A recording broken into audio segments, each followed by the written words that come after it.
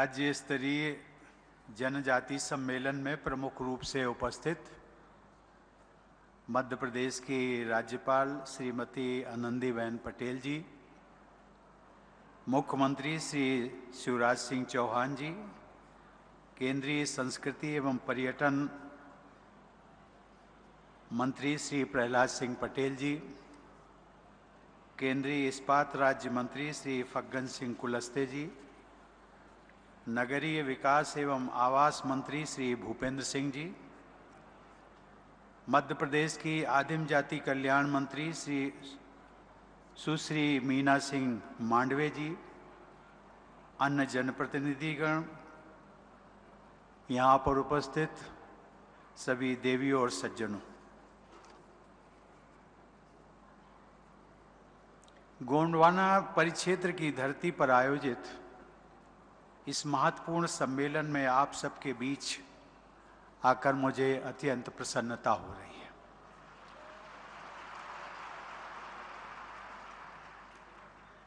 शायद मैं अपनी प्रसन्नता के भाव आप तक न पहुंचा सकूं, लेकिन मैं अभी प्रहलाद सिंह जी से पूछ रहा था कि यहाँ का जब कार्यक्रम बना था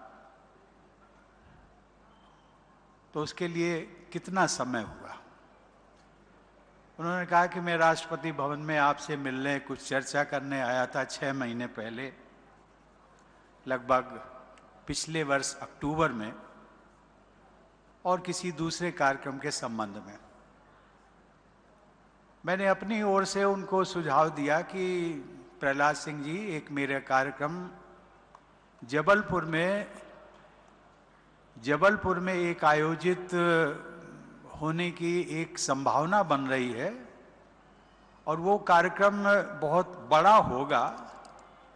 बड़ा इसलिए कि संविधान की जो एक प्रमुख अंग होता है न्यायपालिका, उस न्यायपालिका से जुड़े हुए सुप्रीम कोर्ट के जजेस इकट्ठे होंगे, हाई कोर्ट के जजेस होंगे, पूरी मध्य प्रदेश की न्यायपालिका वहाँ होगी।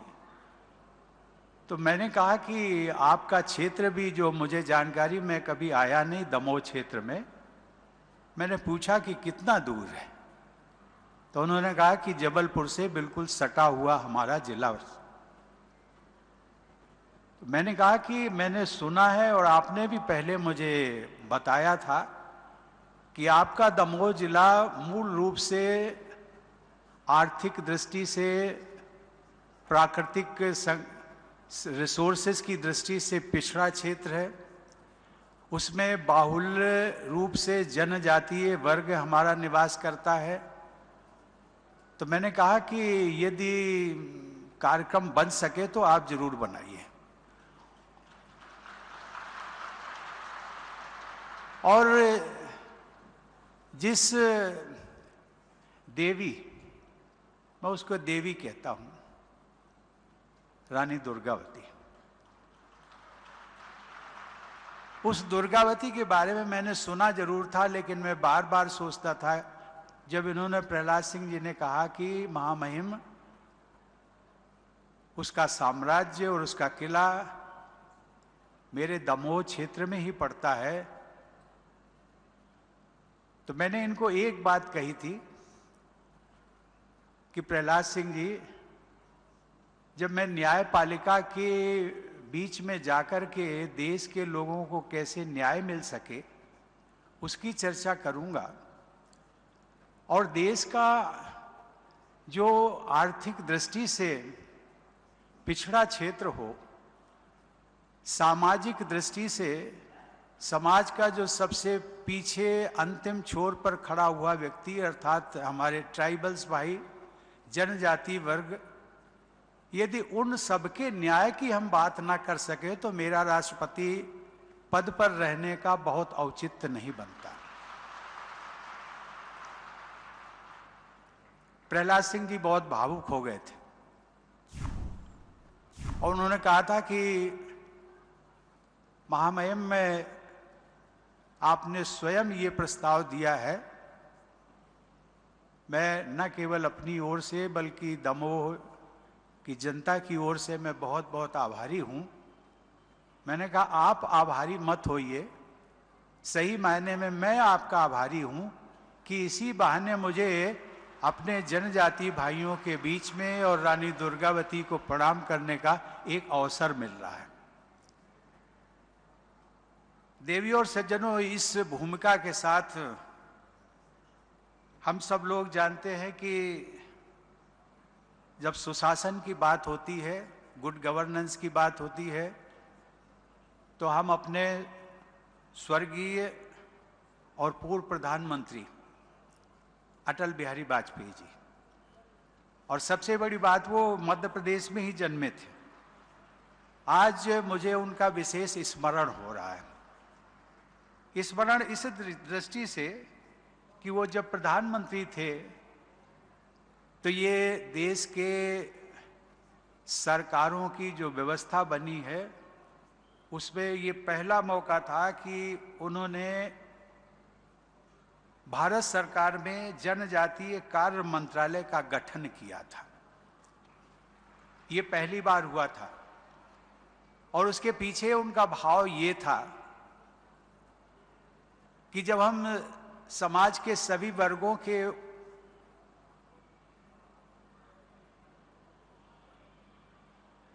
उनकी भावना की कद्र करते हैं, उनके विकास की बात करते हैं, तो जो समाज का सबसे पीछे खड़ा व्यक्ति है, जनजाति व्यक्ति, वो पीछे छूट जाता है। और इसलिए मैं चाहता हूं कि जनजाति ट्राइबल अफेयर्स मिनिस्ट्री बनेगी तो उसका उद्देश्य केवल और केवल जनजातियों के विकास के लिए ही काम करना होगा। मुझे आज प्रसन्नता है कि अटल जी की सोच के अनुसार ये मंत्रालय न केवल भारत सरकार का बल्कि सभी प्रदेशों में भी अपनी गतिविधियों को आगे बढ़ा रहा है। नवंबर 2017 में अपनी मैं मध्य प्रदेश यात्रा के दौरान मुझे बुंदेलखंड की वीरांगना झलकारी बाई की प्रतिमा पर श्रद्धा सुमन अर्पित करने का सुअवसर भी मिला था। आज मुझे बेहद प्रसन्नता इस बात की है कि आज मुझे रानी दुर्गावती की मूर्ति पर पुष्पांजलि अर्पित करने तथा वहां वृक्षारोपण करने का सौभाग्य प्राप्त हुआ। बुंदेलखंड और गोंडवाना की शौर्य परंपरा को सम्मानित करके मुझे विशेष गर्व का अनुभव हो रहा है। इस क्षेत्र के घर घर में सुनी जाने वाली वीर गाथाओं की महानायिका रानी दुर्गावती के जीवन पर आधारित एकलव्य विद्यालयों के बच्चों द्वारा प्रस्तुत कार्यक्रम सराहनीय है। ऐसे कार्यक्रमों से दर्शकों को यहाँ की समृद्ध विरासत से जुड़ने का अनुभव होता है और उनमें प्रेरणा का संचार भी होता है। रानी दुर्गावती के अंतिम युद्ध का विवरण सबके हृदय को आंदोलित करता है एवं श्रद्धा से ओतप्रोत कर देता है। सिंग्रामपुर की ऐतिहासिक विरासत को प्रदर्शित करने वाली फिल्म आप सब लोगों ने देखी होगी, जो कि सभी भारतीय इतिहास के एक चित्रण दिखाया गया था रानी दुर्गावती के किले का, जिसका विकास होना है। उसी से जुड़ा हुआ एक ऐसा गौरवशाली अध्याय था जिसका आज परिचय कराया गया। देवी और सज्जनों, हम सब लोग जानते हैं कि रानी दुर्गावती ने 16वीं सदी में आत्मगौरव की रक्षा के लिए अपने प्राणों की आहुति देने का इतिहास रचा था। उनके बलिदान के लगभग 300 वर्ष बाद उनकी वंश परंपरा में ही उत्पन्न राजा शंकर शाह को अंग्रेजों का विरोध करने के कारण 19वीं सदी में मृत्युदंड दिया गया। आज के इस समारोह में मैं उन दोनों अमर शहीदों की स्मृति में स्थापित जो पुरस्कार दिए गए हैं जनजातीय विद्यार्थियों का उत्साह बढ़ाने के लिए, मैं केंद्र सरकार और राज्य सरकारों की प्रशंसा करता हूं।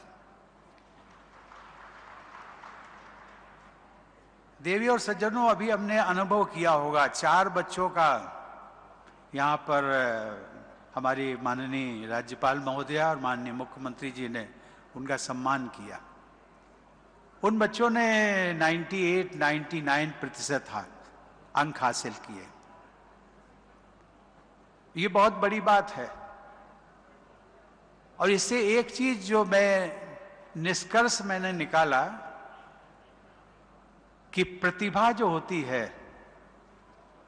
वो किसी क्षेत्र, किसी जाति, किसी समुदाय तक सीमित नहीं होती है। प्रतिभा प्रतिभा होती है और हर इंसान में प्रतिभा होती है।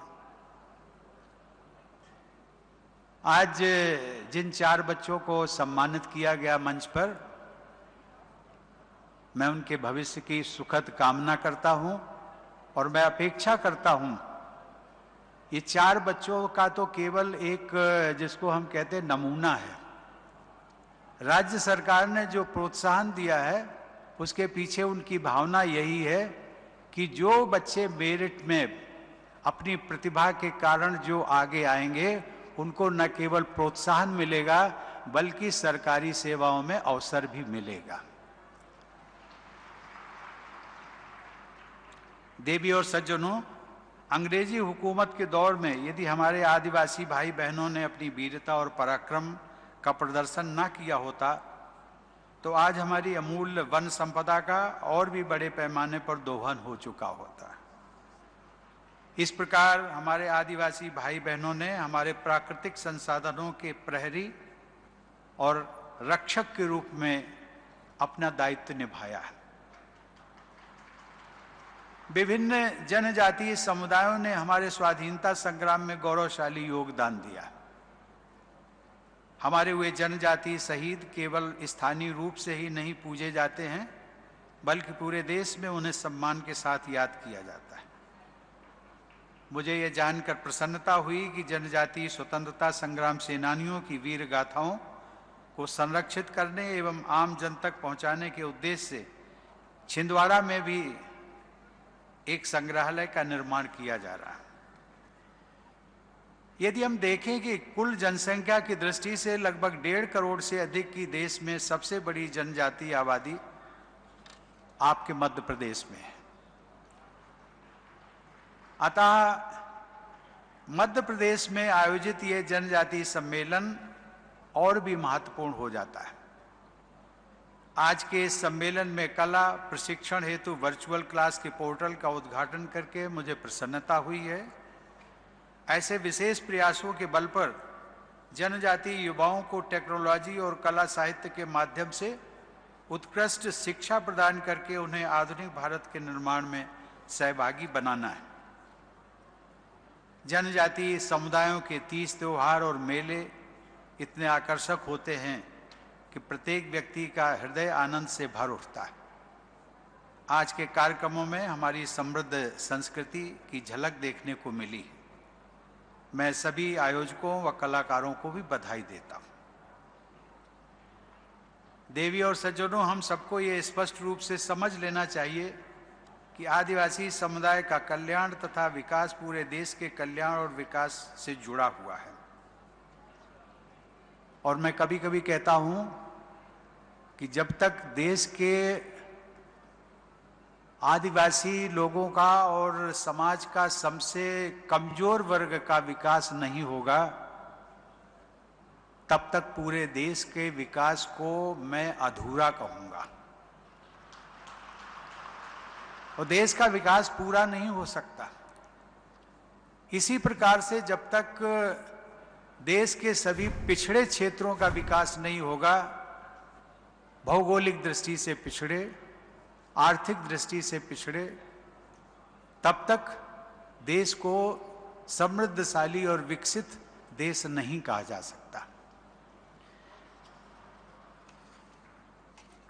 ये हम सब जानते हैं। इसीलिए इसी सोच के साथ केंद्र और राज्य की सरकारें जनजातियों के आर्थिक व सामाजिक विकास के लिए विभिन्न योजनाएं संचालित कर रही हैं। मुझे प्रसन्नता हुई कि जब मुख्यमंत्री जी ने ये घोषणा की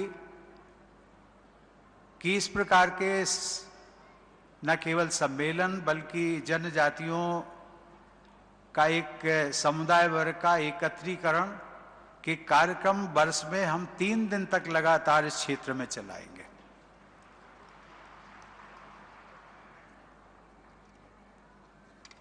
देवी और सज्जनों, ये हम सब मध्य प्रदेश के निवासियों का सौभाग्य है कि श्रीमती आनंदी बहन पटेल यहाँ की राज्यपाल हैं, जो अपने लंबे और प्रभावशाली जनसेवा के अनुभव के बल पर राज्य का कुशल मार्गदर्शन कर रही हैं।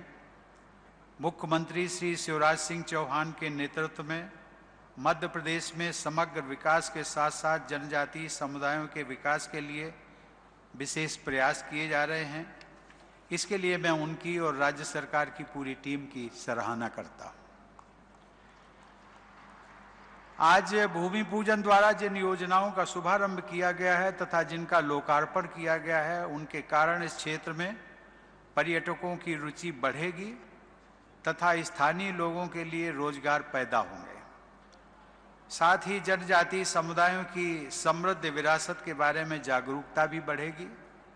इस परिक्षेत्र को नेशनल ट्राइबल टूरिज्म हब के रूप में विकसित किया जा सकता है।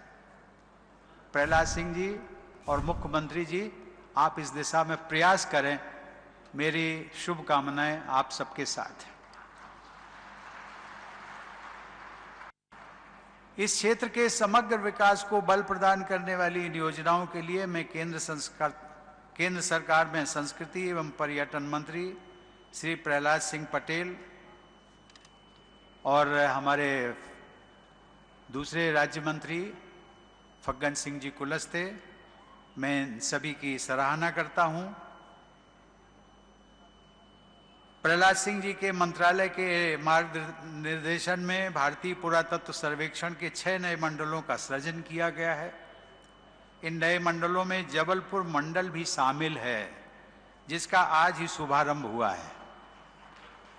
मैं आपको और आपकी पूरी टीम को शुभकामनाएं देता हूं कि आप सब भारत की गौरवशाली विरासत को सुरक्षित रखने तथा संवर्धित करने के अपने प्रयासों में सफलता प्राप्त करें। साथ ही मुझे ये भी विश्वास है कि आप सब चंबल व मालवा सहित मध्य प्रदेश के बुंदेलखंड, बघेलखंड और महाकौशल की सांस्कृतिक विरासत को विशेष पहचान दिलाने में भी अवश्य कामयाब होंगे। देवी और सज्जनों, आज जो यहाँ जनजाति सम्मेलन आयोजित हुआ है, जिसमें हमारे जनजाति भाई और बहन उपस्थित हैं, इन सब से हम सबको कुछ न कुछ सीखने को मिलता है। जनजातीय समुदायों में एकता मूलक समाज को बनाए रखने पर हमेशा जोर दिया जाता है। उनमें स्त्री और पुरुषों के बीच भेदभाव नहीं होता। इसलिए जनजातीय आबादी में हम सबने देखा होगा, स्त्री और पुरुष अनुपात सामान्य आबादी से बेहतर है। जनजातीय समुदायों में व्यक्ति के स्थान पर समूह को प्राथमिकता दी जाती है। प्रतिस्पर्धा की जगह सहयोग को प्रोत्साहित किया जाता है। उनकी जीवन शैली में प्रकृति को सर्वोच्च सम्मान दिया जाता है। आदिवासी जीवन संस्कृति में सहजता होती है तथा परिश्रम का सम्मान होता है। यदि आपको मानवता की जड़ों से जुड़ना है तो आपको जनजातीय समुदायों के जीवन मूल्यों को अपनी जीवन शैली में लाने का प्रयास करना होगा। जनजातीय समुदायों में परंपरागत ज्ञान का अक्षय भंडार संचित है। मुझे बताया गया है कि मध्य प्रदेश में एक विशेष पिछड़ी जनजाति समूह है। उसमें जो बैगा समुदाय के लोग परंपरागत औषधियों व चिकित्सा के विषय में बहुत जानकारी रखते हैं। प्रायः वे असाध्य रोगों का अचूक इलाज भी करते हैं। परंपरागत आयुर्वेदिक औषधियों के प्रसंस्करण एवं निर्माण की योजनाओं में जनजातीय समुदायों की भागीदारी बहुत उपयोगी सिद्ध होती है। आज मेड इन इंडिया के साथ साथ हैंडमेड इन इंडिया को प्रोत्साहित करने पर भी बल दिया जा रहा है। हस्तशिल्प के क्षेत्र में हमारे जनजाति भाई बहन अद्भुत कौशल के धनी हैं। ऐसा प्रयास किया जाना चाहिए जिससे उनके हस्तशिल्प के उत्पादों को अच्छी कीमत और व्यापक स्तर पर बाजार मिल सके। जनजातियों के कौशल एवं ज्ञान को आधुनिक माध्यमों से प्रसारित करने की आवश्यकता है। उदाहरण के लिए जबलपुर में स्थापित रानी दुर्गावती विश्वविद्यालय अमरकंटक में स्थित राष्ट्रीय जनजातीय विश्वविद्यालय तथा अन्य शिक्षण संस्थान जनजातीय ज्ञान एवं शिल्प परंपरा का व्यापक स्तर पर उपयोगी अध्ययन कर सकते हैं। मुझे लगता है कि ऐसे अध्ययनों का लाभ पूरे देश को मिलेगा। शिक्षा ही किसी भी व्यक्ति या समुदाय के विकास का सबसे प्रभावी माध्यम होता है। इसलिए जनजातीय समुदाय के शैक्षिक विकास के लिए प्रयास करना बहुत महत्वपूर्ण है। सन 2017 में मुझे याद आता है कि अमरकंटक में स्थापित राष्ट्रीय जनजातीय विश्वविद्यालय के दीक्षांत समारोह में भाग लेने का अवसर प्राप्त हुआ था और मुझे उन उत्साही व प्रतिभावान विद्यार्थियों से मिलकर बहुत खुशी हुई थी और संयोग से हमारे मुख्यमंत्री शिवराज सिंह जी चौहान का भी उसमें मार्गदर्शन मिला था। मुझे ये जानकर प्रसन्नता हुई कि मध्य प्रदेश में संचालित एकलव्य आदर्श आवासीय विद्यालयों के निर्माण एवं संचालन पर विशेष बल दिया जा रहा है। जनजातीय छात्राओं में साक्षरता और शिक्षा के प्रसार के लिए मध्य प्रदेश में कन्या शिक्षा परिसरों के निर्माण को प्रोत्साहित किया जा रहा है। आदिवासी महिला सशक्तिकरण योजना अनुसूचित जनजाति की महिलाओं के लिए आर्थिक विकास के लिए एक विशेष योजना है। राष्ट्रीय अनुसूचित जनजाति वित्त और विकास निगम द्वारा इस योजना के तहत रियायती दर पर वित्तीय सहायता दी जाती है। हमारी जनजातीय बहनों और बेटियों को ऐसी योजनाएं से मदद लेकर आगे बढ़ना चाहिए। हम सबको मिलकर ये प्रयास करना है कि हमारे जनजातीय भाई बहनों को आधुनिक विकास में भागीदारी करने का लाभ मिले और साथ ही उनकी जनजातीय पहचान व अस्मिता भी अपने सहज रूप में बनी रहे। देवी और सज्जनों, हम सब लोग जानते हैं पूरे विश्व में कल यानी 8 मार्च को अंतर्राष्ट्रीय महिला दिवस के रूप में मनाया जाता है। यह दिन विश्व की सभी महिलाओं के महिला सशक्तिकरण के लिए संकल्पबद्ध होने का दिन है। आज से लगभग 450 वर्ष पहले रानी दुर्गावती ने युद्ध क्षेत्र में महिला शक्ति का एक दुर्लभ उदाहरण प्रस्तुत किया था। आज उस महान वीरांगना की स्मृति को नमन करते हुए मैं सभी देशवासियों को, विशेषकर सभी बहनों और बेटियों को अंतर्राष्ट्रीय महिला दिवस की अग्रिम बधाई देता हूं।